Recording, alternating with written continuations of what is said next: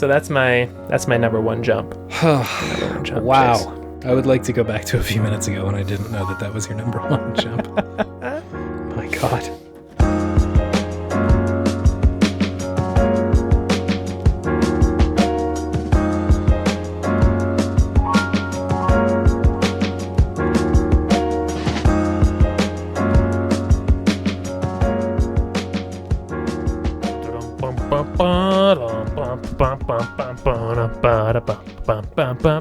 Hey, it's video games. We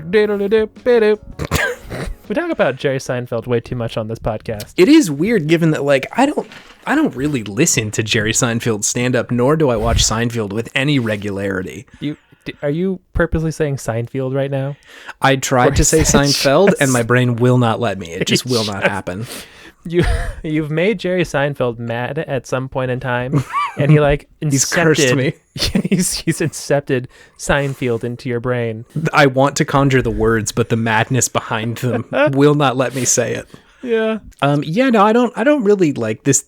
Jerry does not occupy a big space in my life, so it is weird that we bring him up with regularity. I've seen maybe like 10 episodes of Seinfeld in my life. They're good.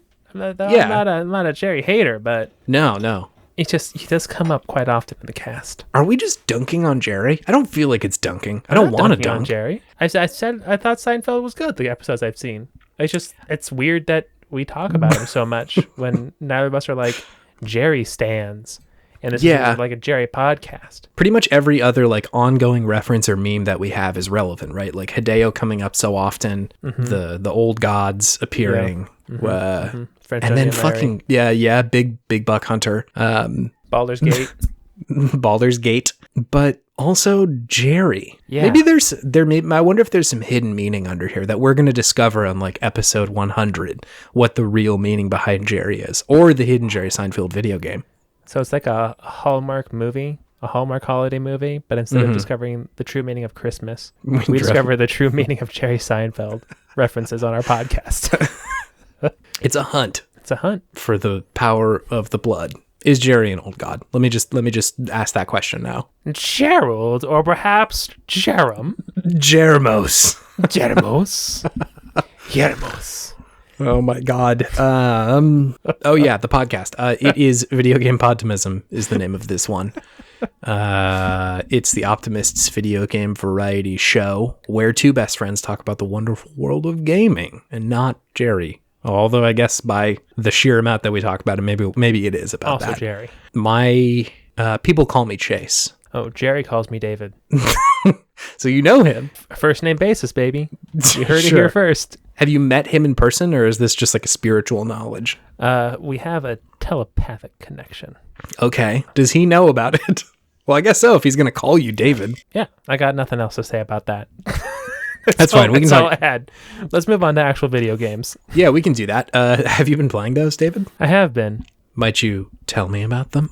I've been boring, and I'm playing the two same games. That's okay. That's not boring. That's what video games do. It's my peanut butter and jelly sandwich right now. Yeah, talk to me about it. Always satisfies. Rocket League, Jahan came back, went on the biggest win streak I've ever been on. Oh, wow. With the bros. Hard to leave after that. I've had those streaks where like you start to lose pretty badly afterwards, and you're like, oh no, it's over. Yeah, no, Jahan came over, and he fiddled with my control settings and made them good. And for you or for him? He was like, this is what I do. And like all the sensitivities and stuff, and just try to make it like how he plays. And I was like, oh, this is so much better. Because you said you had messed with it a little bit a couple of weeks ago, but I hadn't gone all the way. You hadn't gone plus ultra. I went plus. He let me go plus ultra. I discovered the power of Ultra Instinct through Jahan. And now I'm actually so many fucking Dragon Ball Super references every single week. It's who I am, man. It's just who I am. Yeah, I'm definitely not saying it's just you. I participate in this. On my sleeve. Wear it on my sleeve. Yeah. So yeah, we probably won like 8 out of 10 games when we played together the other day. Juicy. In competitive, which was real good. So now instead of just like being neutral, and like not adding to winning or losing, I add a little bit to winning now. You're a critical part of the team.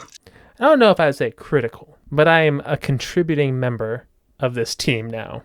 I'm your biggest Rocket League cheerleader. I'm here to say that David is good Thank you. at Rocket League. Thank you, Chase. Yeah. I appreciate that. Yeah. I try my hardest. Truly try my hardest at this game, and I just whiff it so often still. But anyways, getting better. Mm-hmm. And then still Hades. Oh, yeah. Deep in Hades. I'm very cool with this being your other half right now because I want you to talk about your experience of this game. I love hearing about it. It's just there's always something new, which is surprising. Whether it's dialogue or like a new layout of weapons or discovering one of the secret aspects of the weapons and using those. Very cool. Very cool. Discovering Erebus, the place where you fight Charon. Oh yeah. For the first time, you're like, oh, I thought I was just gonna steal some stuff from him, but I know. Did you? I don't know if you did this or not, but when I first saw the option to steal, I was like, ooh, that feels kind of bad. Like he's been my homie like the whole time. I mean, he's just kind of there. You don't know like what he says. He could be just cursing you out the whole time. Yeah, like, I guess I want you to buy something, you shit. I usually interpret his moaning as something good. So I kept giving him all of my, It's a very Podtimistic way to look at it, Chase. Yeah, I guess that's true. There's a reason this is the podcast we have. It's a reason. But no, I was a bad boy, and I'm like, 300 bones is pretty good. So I gotta try. See what happens. And then immediately, nope, hissing at me, and then I'm gone. So I have never beaten him. I've never tried that hard. Like I usually don't go and try and fuck with him. What happens if you lose? You just die? I think so. I just died, if I remember correctly. Like, he sent me all the way back. In fact, yes, I know. Because Hypnos was like, oh, shit, Charon killed you. What the fuck? When I came back up. No, I took him out. Oh, really? Wow. Yeah. What happens when you beat him? You get a voucher for 20% off. Forever? Or just like... Just that run. Oh, okay. That's not too bad. That's cool. That's pretty good. Yeah. And you get and I think you also get the 300... gold. The thing you stole, yeah. Yeah. Like a bad boy. I was a real bad boy in that game. But hey, it paid off because I got a bunch of real cheap boons at the end. Oh, yeah, shit. Because like right at the end, there's all those things you can buy. Have you beaten your dad yet? Yeah, I've beaten him a couple times now, yeah. Okay, cool. Like 3 or 4 times I think I've beaten Hades. He's still pretty hard each time you go and fight him. It's definitely not a cakewalk. Like no. Even after you've done it. Yeah, even if you've done it and after you've like upgraded your weapons. I just need more Titan blood. I need more blood. Always on the hunt for blood. Yep. But no, still a very fun game. I got the spear, the Guan Yu spear. That one's hard to play with. I have a troubled time. That's the one where you like you hold and you can recover health. Is that correct? Yeah, your health is way reduced when you get it. But if you hold the spin attack, it'll go and steal life from other people. Right. I usually just get my ass kicked. Like I'll get into one room where a lot of damage is being output and I just get blasted. I almost beat Hades with it. Dang. All the way to Hades with it. I don't think I've even come close with Guan Yu. I feel like I always at least get to like Theseus. Yeah, like usually through Theseus at this point. Although he's kind of a bastard sometimes. Yeah, I really struggled with him every now and then, especially with like specific weapons and like weapon types. If you can kind of hit and run, that's usually my game. Yeah, like I'll try and take down Minotaur first and then beat him up afterwards. But like it's not easy. Yeah, if I'm using the fists, I usually have a pretty tough time with Theseus when I have to especially like, get up because close. Like so much of the fists depends on like stunning and punching people against the wall and shit like that. Yeah, and it just doesn't work out with him because he's got that shield that just blocks everything. It's so annoying. Yeah, God, he's such an ass too. Ugh, he's the worst. Yeah, he's not great. It's fun. I love this game. I get major Zap Brannigan vibes from him, or Captain Cork vibes from him, you know? Yeah, absolutely. Like way overconfident brawny boy. Yep, trying to be goody two shoes, but is only doing it because he loves accolades and attention. Yeah, exactly. Yeah, that's true. Cool. What else about this game? Like, do you have how are your character relationships going and all that sort of stuff? They're going well. I'd say I'm definitely still the biggest homies with Achilles. Yeah. I'm very judicious about who I give nectar to. Oh, really? I don't give nectar to a lot of homies. Interesting. I've never given it to Hades, that's for sure. Oh, no. Yeah, no. Not for Bad Dad. Yeah, not for Bad Dad. I gave it to him once just to see, like, what do you do when I give this to you? Total dick. So I didn't give it to him anymore. Yeah. Till much, much later. Yeah, I might give some more to, like, Nyx. Or maybe Dusa. Dusa deserves a raise. I'd say. Yeah, no, absolutely. She's working all the time and very, very hard. Yeah. So I'll probably give more to them, but I'm curious to see what the little heart with a key does. Oh yeah. Still can't do that. And I'm saving some of my ambrosia to see what happens there because it says you can give it to people, but I'm not there yet. Oh yeah, Can't you have to do like it. give a certain amount before you can get there. Yeah. So we'll see. Hell yeah. There's still so much game. I'm like surprised by. I was surprised, and I'm again surprised by how far you are into it, and how there is still a lot of game to be played, despite like you've beaten the boss. Like I feel like I've played it pretty consistently for a couple weeks now. Yeah. And it just ain't quitting. Yeah, and like there's a point, I don't know how many runs, but like there's a point where like credits roll and like you could consider that the end of the game, and like I was still playing. Like still after doing that I was like, yeah, this is still a very fun game, and like I don't really have anything else in sight that's going to get done, but like there's new dialogue every time I come down here, and like there's new dialogue every time. Yeah, it's like not groundbreaking every time, or like maybe it's something that they've kind of said before, but like there's a lot of new story and new characterization that they're doing very frequently. Wow. It's pretty impressive the amount of dialogue they put into the game. Yeah, I do want to like look into it a little bit more at some point, because I'd love to see like the dev diaries of like just the sheer amount of content that is in this video game. Yeah, like is it each time that you go to the first boss dungeon, you fight one of the Furies, and he says like, who's it gonna be this time? And he's like, I'm guessing it's Electo. Like, is that just randomly generated each time? Yeah, I don't know. Like, because sometimes he's right and sometimes he isn't. Yeah, like he's often not right. Yeah. So I don't know. It must be, but I wonder just like, if they're seeding a certain number of dialogue things, and like, okay, so we seeded this number at the beginning, so you're gonna get this dialogue and that dialogue and this room and that room and all that sort of shit. But there's got to be some complex fucking algorithms in there to determine, like, they've seen this already, or they've talked to this person already. And shit does repeat if you've seen somebody a ton, but like, there's still so much. Yeah, it's nuts. It's a very good game. It's an impressive amount of content. Yeah, for sure. Cool. Yeah, and that's it. That's all I've been playing lately. Great. A little peanut butter and jelly sandwich. Yeah. What about you? What have you been playing? I've been playing video games, and I will now tell you about them. All of them. All of them. It's actually not the laundry list that I typically have. Okay. But there are a few. I have shamefully, regrettably, fallen back into Slay the Spire, David. I saw that the other day. Oh my god, I just couldn't stay away, man. Like, you love it. It's such a good calming before bed game for me.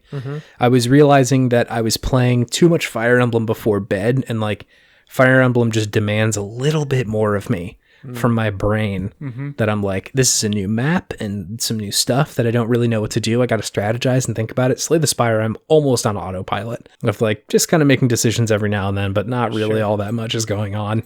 So I've started playing that again. It's still a very good game. Wow. I wish there were more of those like deck building roguelikes that were on Switch. Like I would just, I think it's in the plan, but like I really need Griftlands to be released for the Switch. Yeah. It's so good, and I want to play it more. Yeah, I'm pretty sure it is. I'm pretty sure it's coming, but come on, you guys, it's such a good video game. Yeah, I feel like Slay the Spire is your version of Free Cell is for my mom. Or Free Cell is for my mom.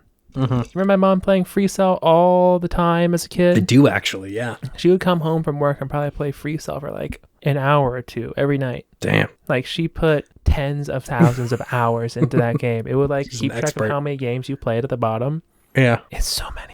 It's so many for her. I mean, of all the stress releasing activities, Free Cell is not a bad one. Yeah. Like virtual Free Cell. Don't even have to worry about putting the cards away.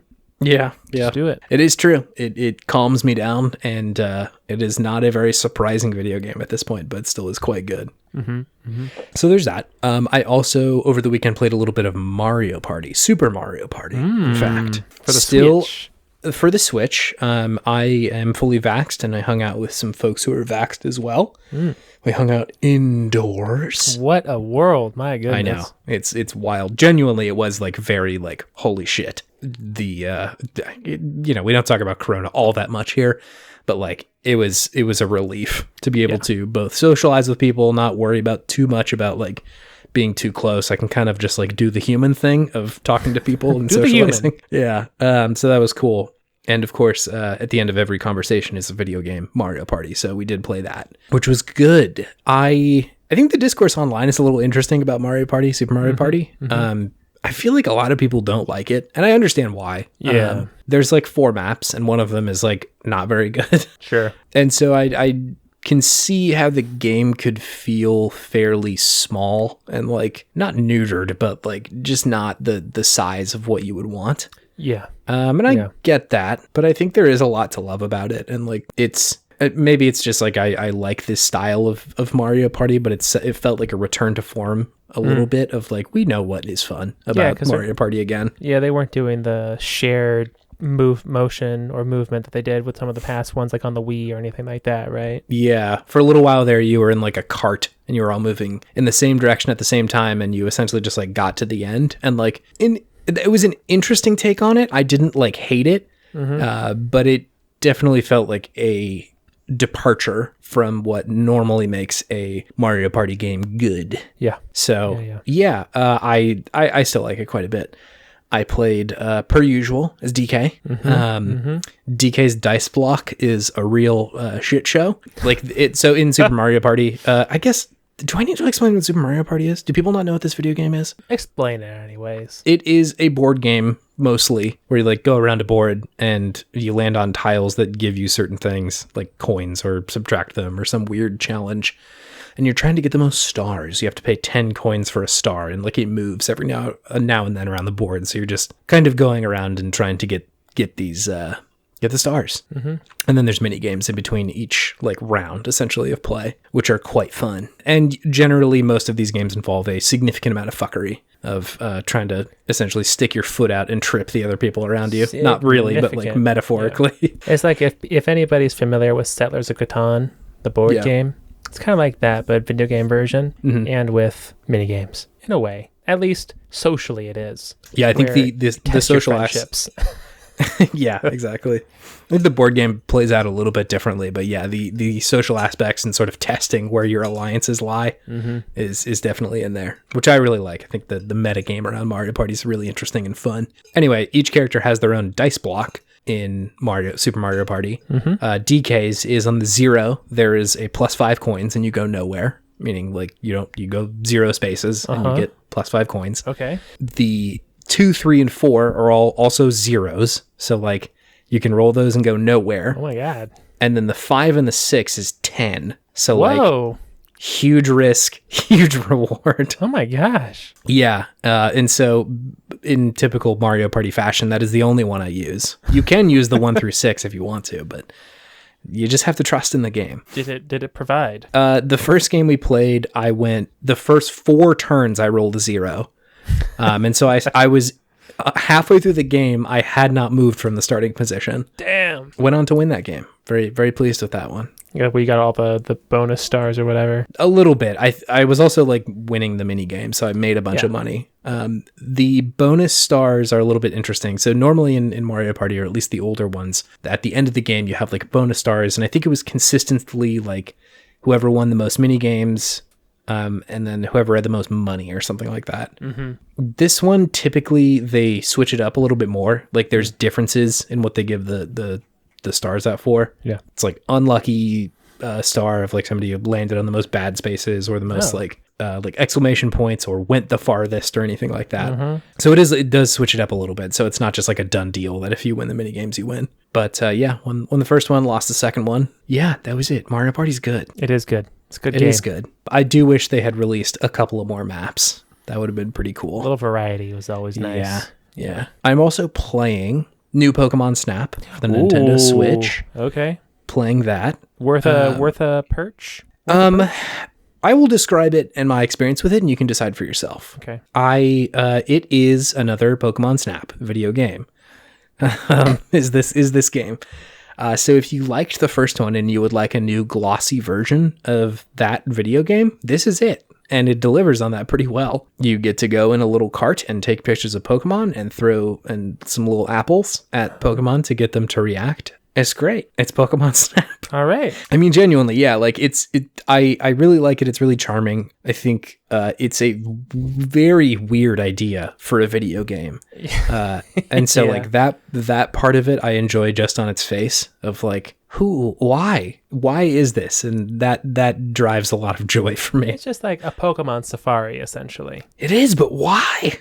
Like, why do people go on safaris, Chase? See cool animals. There you go. I guess see cool Pokemon, but it is still a video game. Well, you can't go to a real life Pokemon safari. You could make like a VR experience. Let's get on Japan, make animatronic Pokemon, and have a little cart you drive through on. Or make real Pokemon. Whoa! Welcome to Pokemon Park. Oh man, what would be the giant Pokemon that would eat everybody? Just a big Pikachu. Big Pikachu. Dynamax Pikachu. Big Pikachu. Big Pikachu. Carnivorous big Pikachu. Hungry for human meat. Oh God. Yes. I'm trying to like think of what to say about Pokemon Snap other than it is Pokemon Snap. I enjoy it. It feels good to play. The pictures that I take bring me joy to look at. What's your favorite pick so far? Who's in your favorite pick? I got a very good Buffalant. I thought you were going to say Buck Bumble. I got a very good Buck Bumble. He made a cameo as a Pokemon. There was a good Buffalant. I haven't spoken this word out loud to anyone yet, so I'm sorry if I'm tripping over it. Mm-hmm. But it was like sleeping and cute. And it was really nice. It had it was like a buffalo Pokemon. It's a buffalo, but is it an ant buffalo? No, it's just big. The Bidoofs in this game are overwhelmingly cute. Overwhelmingly? Oh my God. Like you can't handle it? They've been cute in the other video games, but like just seeing them like hopping around and shit, and they got their goofy little faces on. I see them like building dams and shit. It's just, it's a lot. So a lot of the Bidoof pictures go straight into my saved album. All right. Nice. So yeah, it's good. I think like I said, if you're looking for a rec about whether or not to get it, if you liked the first Pokemon Snap, you will like this one. Mm-hmm. It is just how much you want to invest in that experience, I think. Sure. I could see somebody who like maybe wasn't sure or was on the fence and feeling a little underwhelmed, because the game isn't huge. It's not earth-shattering, but if you liked the other one, or if you're just like curious about photography-based Pokemon video games, then this might be it, because it is fun. It is good. I will say the Pokemon photo analysis at the end of the level, they really don't give a shit about any of the rule of thirds or any sort of composition. It's like, oh yeah, hell yeah, right in the middle. Love that picture. They just want it to be right in the middle? Right in the middle and big. That's nothing. Like, usually you get the most points for just being really close and it being right in the middle. They should have an expert mode on there where it actually cares about like composition. Yeah, comp. Yeah. Like you have to submit it and Shigeru Miyamoto gets it in his inbox. Can you share photos online with other players? I think so. I think you have to be like friends with them, but yeah, you can. There's there's an online thing. There's a tab in the research center called Your Space, and you get to post pictures there. That's an inside joke for all the millennials now. I wonder if it was intentional or not, or if they just were like, "This is your space," and then how could that not be intentional when it's a file sharing like social website? It's got to be intentional a little bit. Maybe I don't know. The decisions that Nintendo sometimes makes, I never cast them as being intentional with something. So that's fair. Sometimes they just stumble into greatness. Mm-hmm. Other times it's on purpose, but sometimes it is a MySpace joke for Pokemon Snap. Mm-hmm, mm-hmm. The last game that I've been playing, David. Yes. It is the new PlayStation 5 release, Returnal. Oh, you've been playing that one, huh? I've been playing that video game. Is it good? I will also describe this video game. You can decide whether or not you like it or not. So the jury's out, is what I'm hearing. A little bit. I have such conflicted feelings about this video game. Okay.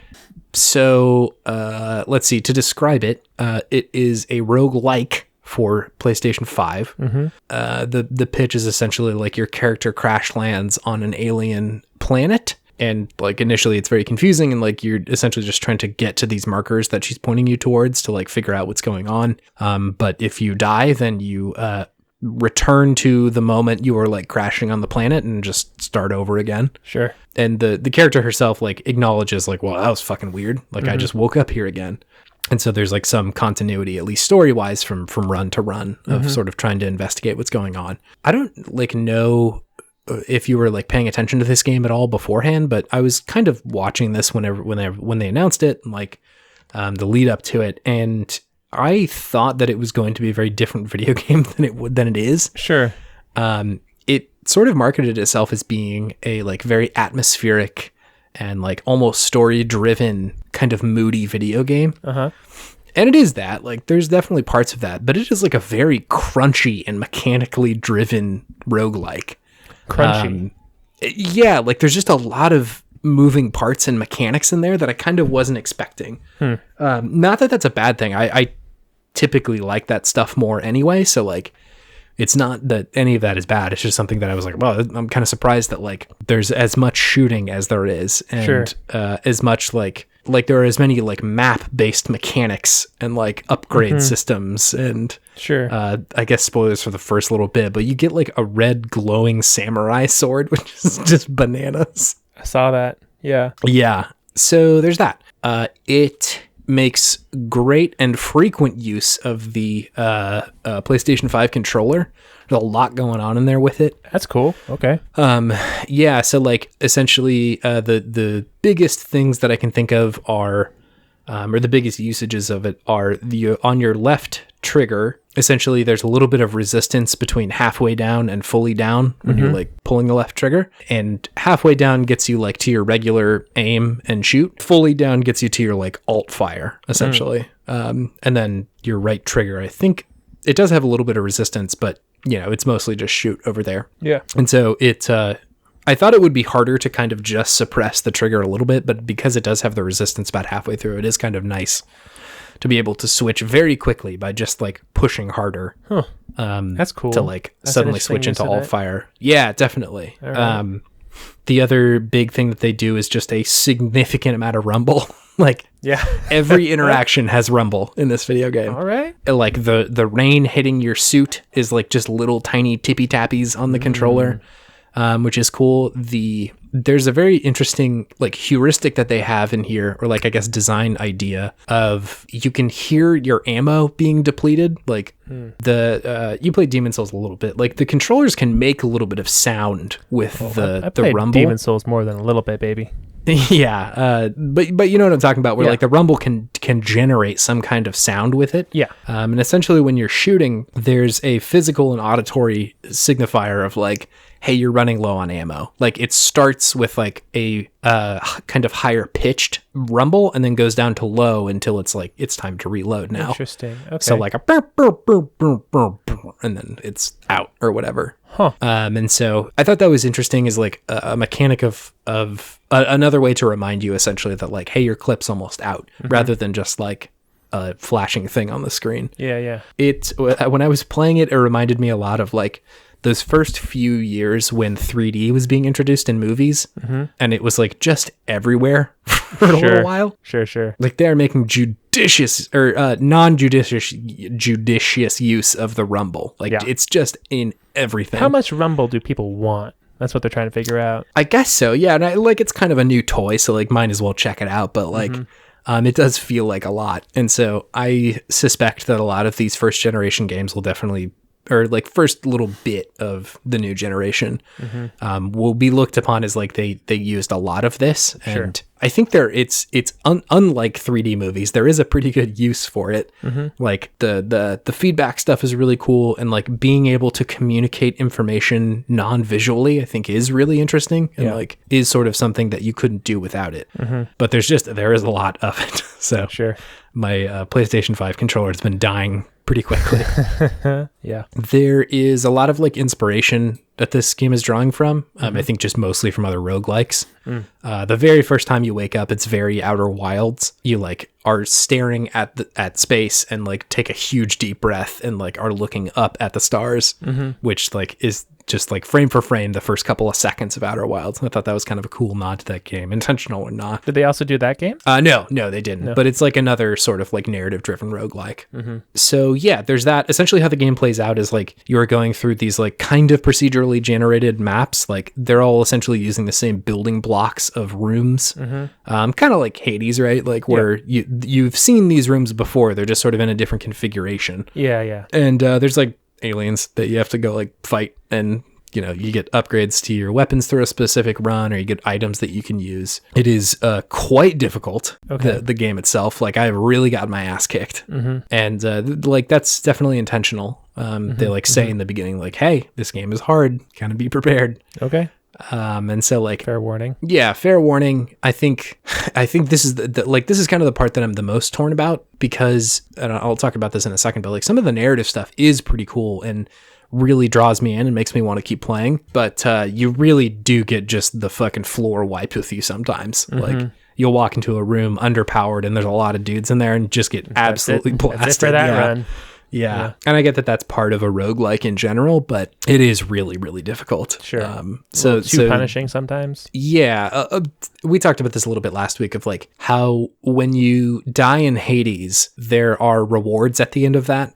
Yeah. Like it doesn't feel like your progress has been inhibited completely. It's like, well, I didn't get to the end of that part of the video game, but now I can go talk to everybody and see what they say. And I've got new stuff to upgrade, and like, it kind of feels like there's a reward at the end of that tunnel, whereas like a lot of the times I'll die and just be like, oh my God, like that was so long of a run that I just fucked up. And you don't get anything to continue progressing at the end? That's sort of the main difference I've seen people talk about, is that the meta progression, like the progression between runs, isn't really there. Mm-hmm. There's some stuff. There's items that you can unlock that like, unlock for the rest of the runs that you can get, or like, some stuff that you get after beating like bosses, like, oh, you can hold 2 items now rather than 1, but like it is not nearly the amount of meta progression that you find in something like Hades or like Rogue Legacy, where you're upgrading like your base damage stats or anything. Sure. I know that some of the criticisms that people have leveled at those video games are that, it's kind of a cheap way to do it, of like, well, you can just kind of, face roll until you get enough points to, upgrade your person to the point where like maybe you didn't have to get good at the game. You just had to, play it enough and then you can beat it. Yeah. I really don't have that problem with these kind of games. Like I do kind of prefer the meta progression of like, I am getting better, but also my swords are doing more damage. And so it does become a little bit easier. And so, I'm conflicted about that stuff because I do want to play it. Like I sort of am wandering around during the day, like, I bet I could do a good run. Like if I just went over here and did this thing, I'm like, I got this new ability that lets me get to different parts of the map and shit like that. Sure. It's got a little bit of, Metroidvania stuff in there where you can unlock different parts of things to get you different upgrades and shit. So cool. There's a lot to it. But yeah, it's very punishing. I've also I haven't run into this yet, but I have seen a lot of people online, like their game crashes and the game doesn't have like an auto save. Oh no. And so like if you're doing a hour-long run and your game crashes, like, sorry. Oh my God, gamer nightmare. Not great. Yeah. Jeez. I have not run into this yet, so like I can't speak to the frustration quite as much, but like I know how that feels. It sucks. Yeah. So I hope that they're able to patch that kind of stuff out, because I would like to have a conversation about this game at large that isn't just like game sucks, crashes too much. Sure. Yeah, that's not productive in any way, shape, or form. Yeah. No. Definitely by far for me the most interesting part, or maybe not the most interesting, but a really cool part of it is this like narrative stuff that they're doing. There is this, I don't think this is spoiling anything, but like, one of the rooms in the first biome that you go to is this like literal house that just shows up. Ooh, spooky. Yeah, very spooky. And whenever you go into it, it sort of locks you into first person mode. The rest of it's in third person, but it like pulls you into first person mode and suddenly turns into like a environment storytelling, like exploration game. Okay. Reminds me a lot of PT. PT and Gone Home are definitely the two, because Gone Home is, wasn't very scary. It's essentially like what you thought Gone Home would be in the first hour, where you were like unsure, is this a ghost situation? Wait, what's Gone Home, Chase? Yeah, we've talked about this a little bit, but like it's essentially the storytelling sort of interactive walking simulator video game that came out in like 2011 or whatever, where you like are wandering through a person's home. I think it's your home in the game, your family's home, and sort of just like discovering what has happened to this family over the course of a year or something like that. And it's mostly driven by like the stuff you can interact with and like the environment and how these people have lived, and so you are told the story through that rather than like audio logs and flashbacks and cutscenes and shit. Yeah. And so it turns into that kind of thing where like there are a handful of items that are interactable. You can go and look at them and touch them and think about things, and your character speaks out loud, kind of. But it also is very much like PT, and then it is very scary at times. Yeah. And so the intrigue around that is really cool. Of just like, it really doesn't give you a lot straightforward. It's just like showing you images and sort of telling you little bits and pieces, and the character herself seems pretty unclear about what's going on. And so that part of it's really interesting, and definitely is one of the bigger things driving me forward, other than just sort of the difficulty challenge of like, I would like to beat this game. Yeah, definitely. Yeah. Because I think there is something going on there. Like, it seems like the story is actually sort of driving towards something, but I'm just not really sure what yet. Yeah. And I would like to know what. Yeah. So yeah, I don't know. I'm my jury is still out on this one. I'm enjoying it. I'm enjoying playing it. Yeah. Like the shooting feels good and it is fun, and like I like a roguelike. So on the face of it, that's interesting. So cool. Yeah, that's sort of where I'm at. One question about it. Yeah, please. Have you used the 3D audio? I don't think so. I've played it with headphones on. I don't know if that's any different. I think it's supposed to have 3D audio if you put the headphones on, or if maybe there's like a setting, but I've heard that that's a really interesting aspect of the game that you could utilize. Interesting. Yeah, I haven't. So like, this is definitely a game that I play on pretty low volume to begin with. Sure. Like, huge podcast video game of like, well, I just got to go kind of grind and see if I can get far. Yeah. Rather than like, narrative driven stuff. I'll usually mute it whenever there's like a house scene, but other than that, I'm kind of just jamming along. So yeah, I'll have to plug in my headphones and try them. Anyway, this will all bring me to my Podtimistic thing of the week, David. Let's hear it. It is everyone posting their pictures from Pokemon Snap on the internet. Yeah. This was like the part of the Pokemon Snap release that I was really looking forward to, was everybody on the internet being like, look at my cute Bidoof, please. Look at my Bidoofy. Look at my Bidoof. It's so cute. It happened. I'm seeing a lot of those pictures, and it's really phenomenal. It's a lot of Bidoofs out there. There is a significant amount of Bidoofs on the internet, and I love it. It's it's all so cute. I love the photos. You can like edit them a little bit in the video game, and so like everybody just like putting a pair of sunglasses on a Score Bunny is very cool. Score Bunny would look good with sunglasses. Yeah, it does. So yeah, it's not much to say about that one, but I'm just really enjoying seeing like Twitter burn alive with Pokemon Snap pictures. Good. Do you have something fueling your sense of Podtimism, David? I do. What is it? It's good voice acting. Jesus, yeah, very true. Hades is so much better because of the voice acting, I think. Yeah. It's not like the most important part of the game, but it really just adds a quality element to it where I'm like, I got to go talk to everybody when I come back down here because they got good stuff to say. Yep. Yeah, I think it just adds such a nice layer of immersion to any sort of game, as opposed to, what was it, like House of the Dead 2 level of voice acting. We were just like, I am playing a video game that people clearly did not put like too much effort into. This dude did one take of every line of dialogue. Yeah, he recorded every single word individually, and they just stitched it together. Yeah. So yeah, Hades is really great with all the different gods that they have, and everyone has every god has just a nice way of conveying their personality through their voice acting, which is definitely pretty great. Like Dionysus is just like the cool bro, hey Zach, how's it going? Yeah. And then Ares is just like the cold, kind of angry, brooding man.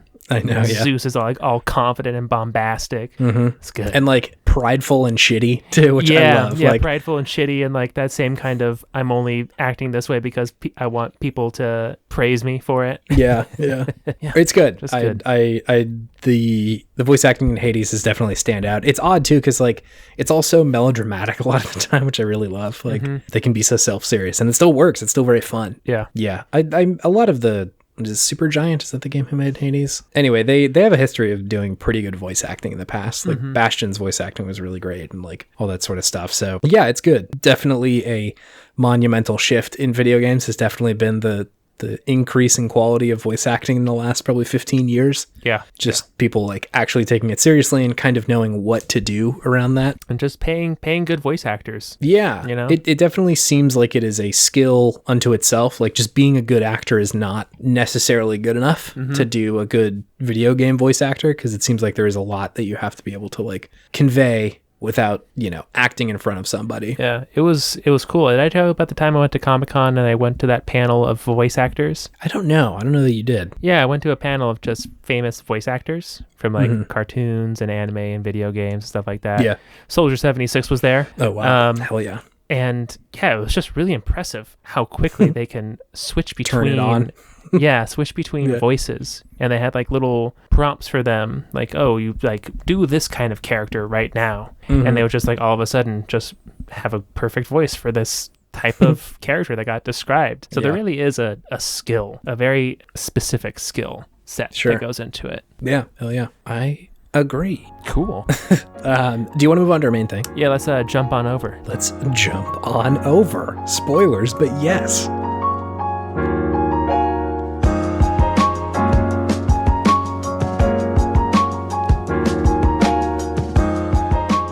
So I woke up in the middle of the night a couple of days ago. In a cold sweat. I had just gone back to the gym after 400 days of not working out. And my body was in open revolt. Yeah. My brain was trying to leap out of my body. And this will happen every now and then where I'll think about podcast things in the middle of the night. Really? Oftentimes I'll wake up and they're absolutely nonsensical. Like we'll have had an idea for a segment and I'm like, that's just not a thing you can do. Like, that's not a human thing. Wait, like what? Like, I'll be like, ooh, we should like record the sound of us playing video games and put that up as a segment or something. Oh, that sucks. It sucks, right? Like, I'll wake up and be like, that's not entertaining at all. That's a bad idea. Yeah. I guess it's just like I'm having a brainstorm session, and so when I wake up, I get to judge all my thoughts of like your default when your body is asleep, your brain's just thinking about podcast stuff. It's up in the pod lab up there. But I woke up in the middle of the night the other day, and it was like it had been a series of nice days in Seattle, and I was like, ooh, spring has sprung. And I was like, okay, spring has sprung. Sprung. Let me read what I had said to you, because it was like verbatim what I had said. Yeah. It's very pretty outside. Spring has sprung. Best springs in video games. Best jumps in video games. Top 5 best jumps in video games, excluding Mario. We're making a list, everybody. We're making a list this week because my fever dream led us to something that might actually be interesting. Yeah, we're going to talk about the best jumps in video games. That is not Mario. It's not Mario, yeah. No Mario's allowed because, Mario. Come on. No one cares, Mario. Nobody we get it. Cares. You You jump, dude. I'm over it. Oddly enough, there is a lot of online writing about jumping as a mechanic. I tried to look into this to have something very smart to say, but it essentially boiled down to like jump good. That's jump and make you feel good. Yeah. So that's kind of as far as I got. Jump and make you feel good. So there's that. So why don't we just get in there? Let's talk about our top 5 best jumps. So let's set some ground rules. In fact, okay. We don't have an order. No order. Just top 5 best jumps in no particular order. Jump is we can define it. If I put something forth that you think is absolutely not a jump, then I will be put on the spot and to come up with a new jump. All right, sounds good. yeah, I think that's pretty much it. That sounds fair to me. Talk about a good jump. That's the only other rule. Talk about a good jump. Would you like to go first, David, or should I? I'll go first. Okay, go first. What's your first good jump? My first good jump, some of the best jumping mechanics Okay. I've ever experienced in a game. Celeste. Oh, I almost put it on there. It's on my honorable mentions. Celeste is a good jump. Yeah, absolutely. What's Celeste, David? What video game is this? Celeste is a side-scrolling platformer video game. You play as a young woman battling against depression and anxiety. And a mountain. And you're climbing a mountain. And you're also defeating your mental health issues. Yeah. Very great story, but man, the mechanics of the game are you jump, you pretty much you jump and you air dash. That's about it. You can like grab onto walls for a hot second to get around. But you're just climbing this mountain from the base to the peak. Yeah. And the controls are just so incredibly tight and responsive and fair, but unforgiving at the same time. I guess the controls aren't unforgiving, but the game can be unforgiving if you mess up. Right. So just a very excellent use of the mechanic of jumping. Yeah. Which feels very weighty. Always feels like you end up where you intend to. Yeah, just a solid jumping game. Yeah. And lots of solid jumps in that game. Definitely. I feel like this is like a category unto itself, is like good platform 2D jump and like how that can feel good or bad. Yeah. Because it like there's so much to it. It's not just go up, go down, you know? Yeah. Yeah. There's a lot. There's like velocity. There's like how much does your input while you're in the air do? Like your weight. Yeah. There's a lot that goes into it, and they just do it so well in Celeste. Yeah, definitely. Like it's impressive that they were able to make that core of the game so good that they could really iterate on it over the course of the game and like show you different challenges that are all interesting and new to the point where like, you know, none of that game felt very repetitive to me. Yeah, no, not at all. Yeah. Every room was a new challenge. Yeah. So hell yeah. I like that one. I almost put it on there. What about you? What's your first entry? My first entry is SSX, David. Ooh. The snowboarding video game. That is a good jump, my dude. There is I'm looking at my list, and there is definitely a theme here. It'll play out. Sports. Good big jumps is definitely a through line. Yeah. SSX is a snowboarding video game from yesteryear where you do very big jumps. It's like an arcade snowboarding game, so you really, really get up in the air. I think Tricky, especially the SSX Tricky, was like very good with this stuff because I think momentum played a lot into it. So like if you were scoring really well, I think you ended up being able to go much faster and thereby jump much higher, thereby making you also go faster, jump higher, do more tricks, get faster, jump higher. Like it was this incredible feedback loop where you just were getting like multiple huge chunky seconds of airtime where like you couldn't see chunky seconds. Yeah, dude. That's a fat second right there. Just huge. And I think I'm not sure if it was in this one or future SSX releases, but like they did such a good job of like fading the music in and out while you were in the air. And when you landed, it like snapped back on. So like while you're in the air jumping, it just feels like so high up. Yeah. Like so even you can't even reach you where you are. All you can hear is like the wind of the mountain and shit like that. Sure. So, oh man, yeah, just a big jump on SSX. It's a good jump. Love that jump. What's your fourth one? Or I guess your second one? Second one. Similar. Skate. Hell yeah. The OG. Good specifically jump. The end of the game where you do the giant jump ramp. Yep. And how fragile your character feels when you are in the air. Yep. And then if you biff it, just come crashing down, probably breaking every single bone in your body. Yeah, that was a very memorable jump for that reason. It really, like in Tony Hawk, you feel like you're, Superman. You can do no wrong.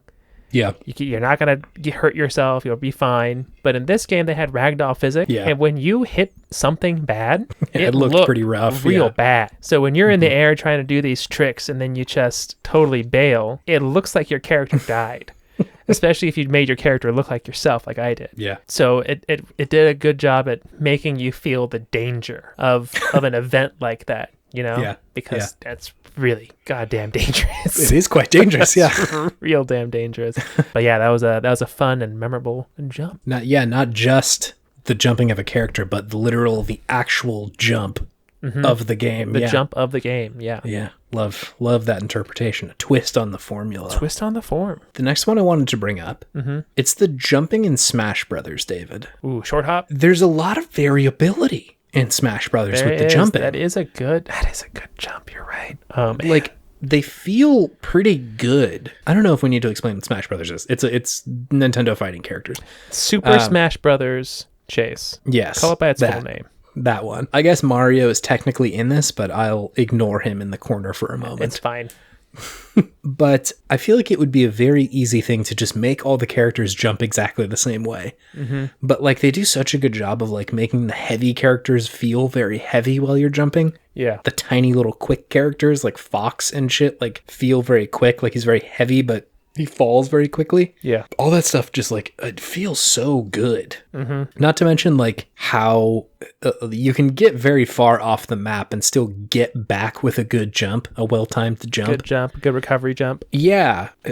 Absolutely critical is the double jump, the mid-air jump in Smash Brothers, which adds like an interesting meta layer to Smash 2 of like trying to get back and people trying to read when you're going to use your single double jump. It's all very good. And yeah, just the sheer amount of characters, it's impressive that they're able to make them all their jumps feel very individual. So yeah, that's my second one. They do a good job on that. Yeah, hell yeah. You got a third for me? I do. What is it? It's rocket jumping. I had a feeling. In almost any game with like a bazooka or explosive, there's always good rocket jumping. I guess I'm specifically thinking about like Halo. Oh, I thought you meant a different thing. Yes, I know what you're talking about. What did you think I meant? I thought you were talking about Rocket League. Oh, no, I'm just talking about rocket jumping in general. Sure. So like where you jump and then shoot an explosion and it gives you a little bit of a boost. A little bit of a boost. High risk, high reward. Yeah, absolutely. Always good. Good in Halo. You can do it in Overwatch with Soldier 76. You can do a little rocket jump. Yeah, that is true, isn't it? Yeah. Just I enjoy that in any game. Sometimes it's totally not worth it at all and you just hurt yourself. But other times it really gives you that little tactical advantage that you're searching for. Yeah. At the cost of some of your health. It is cool, especially in Halo where like you can get to places that you're kind of not supposed to. Yeah. If you rocket jump. Yeah, and I guess I think about Halo in particular with this one because it was kind of like a cheat or a bug. Like I don't think they intended for people to rocket jump in Halo. Initially, probably not. Yeah. So it just was a kind of a cool like, ooh, look what I found out how to do kind of thing that everybody got to do. It was cool. Yeah, it was cool. A little bit of discovery. Exactly. I think I may be wrong in this because I didn't play it a ton, but I think Quake did this as well. I think Quake was like the first OG one to do it, but I never really played Quake too much. Yeah, it was like just before my time, like just a little bit before I was like actually playing on a PC. Yeah. But yeah, from what I understand, you can like blast rockets behind you to make you like fly around the level pretty quickly, which is great. That is very cool. I remember in Halo 1, there was like, you could play multiplayer, and there was at some point I like set up a game with, it was a handful of people and we were all on the same team. Like you can set up your teams and we just set ourselves on the same one. And the physics in Halo 1 are just bananas. So like we would put somebody in a Scorpion and just have them shoot us in the Warthog. And it would just promptly like spin all the way out of the map or whatever. Yeah. Which was quite fun. A cousin of the rocket jump, but still very good. Yeah. Hell yeah. Everything else on that one? No, that's it for that. Cool. My third one, David, it's Mega Man Legends. Ooh. Yeah. So in Mega Man Legends, there's like a little bit of Metroidvania. What Mega Man Legends is a 3D sort of open action adventure game where you can go down into like dungeons and get Zenny, and there's a story, and you play as Mega Man, and it's legendary. And it's legendary. Is legendary. It's a very good video game. So the jumping was like something that could be upgraded throughout the game. Sort of Metroidvania in the sense that like there are parts of the game that you don't realize are connected to other parts until you can do a very good jump. And at some point you get the ability to just jump incredibly high, which feels so good. I think like the draw distance of the PlayStation 1 made it such that like when you're jumping, it feels like the world is just like rendering around you. So it feels like you're going very fast and very high. Not to mention that like you get these like skates at some point, and like you're able to augment your speed as well, like through these little like upgrades that you can do. And so you can just turn yourself into like this speeding, jumping machine that you're able to just like vertical leap like 20 to 30 feet in the air. Yeah. All right. That's wild. Yeah, it's just so satisfying. I remember the verticality and the movement in Mega Man Legends just being like a real treat. Good stuff. I think I just also like that game. Verticality in any game always just adds so much to it for me. Yeah, especially just because it wasn't a thing for so long. And like feels like any addition is like, oh, that's fun. That's cool. Yeah. So yeah, that was my third one. What is your fourth best jump, David? Fourth best jump Yeah. is the jump in Mario Kart 64. Oh. Wario Stadium. Oh, sure. The one where you can just get thunder fuck anybody of your choosing if you get the thunder item. Yeah, that's true. That's a legendary jump. A huge, risky jump. True bad manners of gaming right there. Yeah, It really comes out. Like, how desperate are you if you're in last place to get back to your friends? You gotta be pretty desperate to pull that trick out. Pretty desperate, because once you break the seal, all bets are off, baby. Open season on that. There is sort of a mutually assured destruction in there of like, if you do it, we're all going to do it. Yeah. We're not doing it yet. We haven't done it. But if somebody decides to launch the lightning, it is a fun metagame for that map in particular. Of like, what's going to happen here? Is anyone going to do it? Am I going to be the one to do it? Is it me? I feel like you could make a whole game about that because it's literally just that map that it's on. You can do it a little bit in like Peach's Castle or whatever, where there's like that gigantic jump. Yeah. But if I remember correctly, you just get pulled out of the water if you fuck that. You do just get pulled out of the water on the other side. Yeah, so it's like not the worst. Whereas on the Wario 64, you're like, just back like very far, whole lap essentially. You're just done. Toast. Yeah, it's unless like you get a thunder as well, and then get everybody else. Right. Yeah, it can be a devastating blow if you're like. If it's kind of tightly packed, then like you could easily go from first to last. Easy. No issue there at all. Yeah, you could easily make a game about that where it's just nothing but those kinds of jumps and attacks. That would be an interesting game to make. Yeah. Also just pretty hard. How badly do you want to screw over your friends type of game? There would have to be some kind of like mechanical punishment to do it though. Like how desperate do you want to get, you know? Like you maybe you just have the lightning all the time. And like you could fuck somebody up if you want to, but like it's going to deplete your like top speed or something. Yeah. To the point where if you use it too much, you are literally not going anywhere. Okay. This could be an interesting online game. Like an itch.io sort of thing. Yeah. All right, Chase, it's your job to make it since you're the developer. I will do my best. Yeah, that's a good one. I love that jump. It's very fun. What about you? What's your number 4? Fourth one is Hollow Knight, David. Oh, yeah, that's a good one.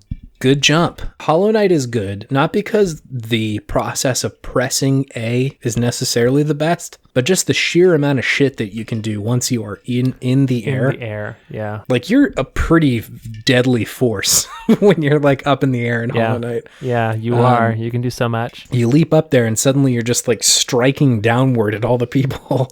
It took me so long to realize I can hop on enemies. Yeah. Well, it's so satisfying once you realize you're like, oh shit, like I can just sort of sit on top of someone and do this. Opens up so many possibilities. Yeah. It's just a great jump, and like the sort of like meta layer of like I'm going to continue to jump and sort of float here is just, it's very satisfying. It feels really good.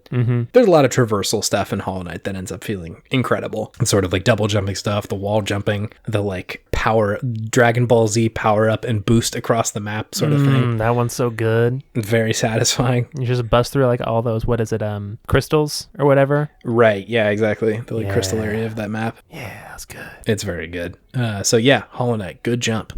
Yeah, that's all I have to say on that one. Nice. Well, okay, all right, here we are. Final best jump. This one is my number 1 jump, Chase. Ooh, okay, hell yeah. What's your number 1? On the opposite end of the spectrum. Yeah. From Celeste. Ooh. That's The Legend of Zelda Wind Waker, Chase. Oh no. Oh no. Never has a game made jumping God feel so realistic as it is in real life. Just jumping is hard. It's hard to jump. It's not an easy thing to do. Video games make it seem like it's easy. You'll likely be inhibited. Your progress will be inhibited by You'll jumping. Probably fall down 1 time, 2 times, 20 times. You know how it is. I can't believe you brought this one, David. You've cursed me with this number one jump. For anybody who doesn't know, I had a very difficult time playing The Legend of Zelda Wind Waker, especially with the jumps. And I witnessed nearly every moment of it. I watched you play Wind Waker For some reason, my brain does not work in the way that Shigeru Miyamoto intends it to work, as far as jumping is considered in these early Zelda games. It's like you essentially will like just be walking along, and then if you hit a ledge or something, Link just yeets off. Yeah, once you walk over a ledge, it'll just automatically go into the jumping animation. But there's something about the walking just towards the ledge. I don't know. I just freak out at the last second and just go in the wrong direction. You've seen this. You've seen this multiple times. It is befuddling. It's a very confusing situation whenever I see it because you have played video games, David. I know you know how to do it. And just sometimes I'll be watching and I'm like, the road goes right, and you say, nay, I will go to the left and jump off of whatever it is, Roost Peak or whatever it is. Oh yeah, Dragon Roost Isle. Yeah, exactly. I think so. You have to get up pretty high. All the fucking cool Dragon Roost music is playing, and then you just jump right. And then off. like all the music dies down, and you're back by the boat. Just the fucking like, all right, time to go again. Hey. That one in particular was really difficult. And there was the moment where I had to escape the lava, and it was like literally I died. I almost escaped. There was like half a second left, and then I just whiffed a jump, and it was over. Yep, that sounds very correct. Specifically, Eric was there, and he's just like, "What? What happened?" He was like totally just so confused. He's like, "Why did you do that?" I'm like, "I don't know. I don't know why I did it. I did it though. My body compelled me. My body compelled me. I'm actually possessed by an anti-Zelda ghost. It's just what happens all of a sudden." Can't go in the right direction. Yeah. So that's my number one jump. Number one jump. Wow. Chase. I would like to go back to a few minutes ago when I didn't know that was your number one jump. My God. I had a lot of fun with it. Yeah. Fun with it. And I'm happy for you about that. It was a good time. Nodding. Going to nod as an answer. Resigned nodding from Chase over there. Okay, my number one jump. I don't have a good joke.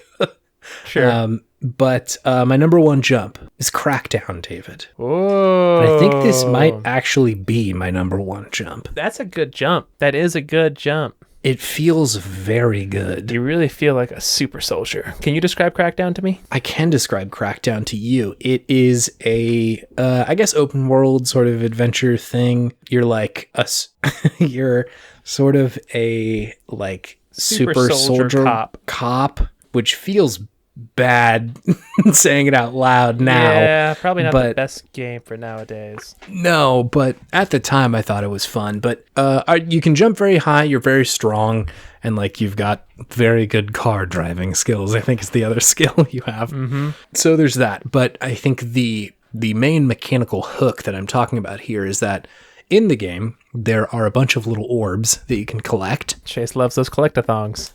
I do. Collect-a-thongs. I mispronounced that one at the very end there. I apologize, everybody. Collect-a-thons. Thons. That was the double G and T getting to me. So there are these orbs that you can collect, which slowly but surely upgrade your ability to do any of the things in the game. So if you collect, I think it's a bunch of red ones, you get stronger and you can lift bigger shit. Mm-hmm. I think if in the car, I don't remember exactly what that is. You may just be able to like control it easier or go faster. You can do more boosts or something like that. Yeah, I think that's correct. Yeah. But the best of them are the jumping orbs, which allow you to jump higher and faster. And farther. And farther. Eventually you are just like leaping over buildings. Yeah, it's pretty good. So satisfying. Especially because like I think there was a thing where if you held the jump button, that like increased your ability to actually get higher. Yeah. So you could just do like a little hop. Mm-hmm. But if you like, I always loved holding it as long as I could and just like yeeting in the air like 200 feet. You really get high. Get high. God, unbelievable vertical leap. Mm-hmm. Yeah, it was like such a fun mechanic to like make you feel absolutely like a superhuman person who's able to just like jump over buildings. Mm-hmm. Felt like a faster version of the Incredible Hulk or something like that. Yeah, faster version of the Incredible Hulk, a more powerful version of like a Spider-Man jump. Yeah, You know, just Yeah, you were real jumpy boy. Real jumpy boy. It was good stuff. I enjoy that game. Reminds me a lot now that we're talking about it of like, was it Prototype? Do you remember that game? I do. I never played Prototype. Yeah, it was okay, but like similar sort of thing of they empowered you to jump very hard. Like the traversability. There was a couple of years there where traversability was a big deal in video games. It was, yeah, like movement in space. I think it was kind of the almost hangover of all those open world games. Yeah. And they were like, maybe we can just like go up, and that's a good game too. And like sometimes it was, but there was a lot of stuff like that, like the Prototype games, Crackdown. They had an Incredible Hulk game. They did. Ultimate Destruction or something like that. That was pretty good. It was pretty good. That was a fun game. We should maybe do that on Good Games sometime. Yeah, that's probably pretty relevant actually. Yeah. But yeah, weird that like jumping good was part of it, or like building climbing. It's one of those things where it's just like they just had to explore going higher in a certain direction with varying degrees of success. But when it hit real good. It did hit real good. Anyway, so those are our best jumps. If we totally missed something, let us know. I want to hear somebody else's best jump. Yeah, what's your best jump? If you're like, actually in Metal Gear, you can cheat and make David Hayter jump over Shadow Moses and just go straight to fighting Metal Gear Rex. Not Solid Snake, but David Hayter himself. Yeah, he comes out of the screen and says, "It's time to jump. Metal Gear. Good jump." Good jump. That's all he says. And then the game's over.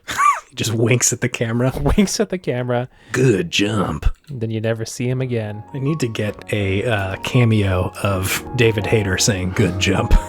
Anyway, yep, that's all.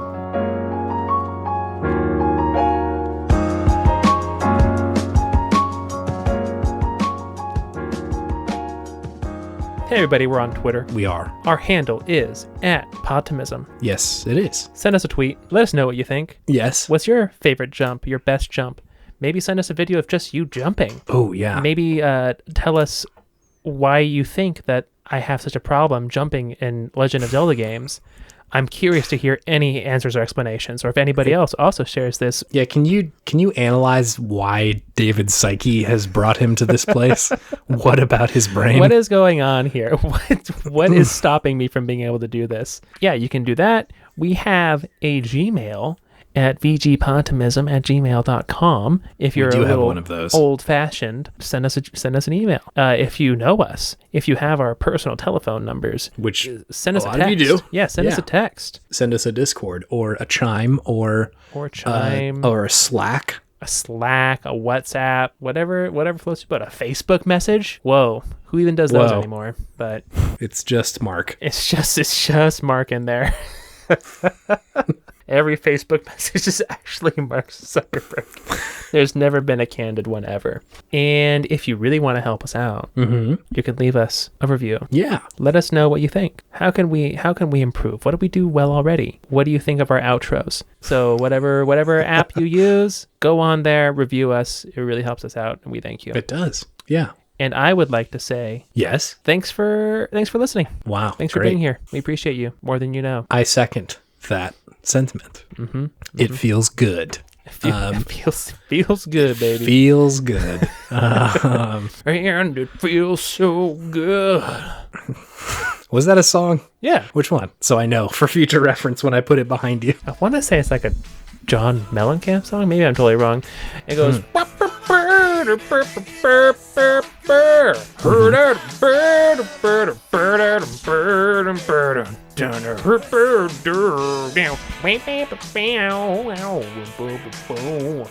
have no idea what any of the other words are. Wait, hold on. Mallory has. Huh? It's Hurt So Good? It's Hurt So Good. I do know that song. I totally just sung it wrong, but that's all right. Artistic license. Yeah, definitely. Thank you for listening. We appreciate you being here because it's a real joy to make this thing. Thanks for spending your ear minutes with us this week. Yeah, thank you. Do you have any video game wisdom, Chase? I do. There are times when you're going to try and jump over an obstacle and you're going to miss. You may fall and hit yourself in the face. You may just not even clear the jump. You may not get past it at all. Or maybe you just time it incorrectly and you don't even get close. That's going to happen. But I think if you collect enough jump green balls and increase your vertical leap, then you will be able to clear a building emotionally. Emotional buildings. Okay. You are going to be able to jump over the emotional buildings in your life. Whoa. Okay, that got good. And yeah, just like bring your emotional demons to justice. Yeah. Drag them out into the sunlight and be like, hey, just because I get weird in big groups of people doesn't mean that you get to control me, weird emotional demon. There you go. Great. You tell that weirdness who's boss. Yeah. And here's where we do a joke to end on. Yeah. How about How about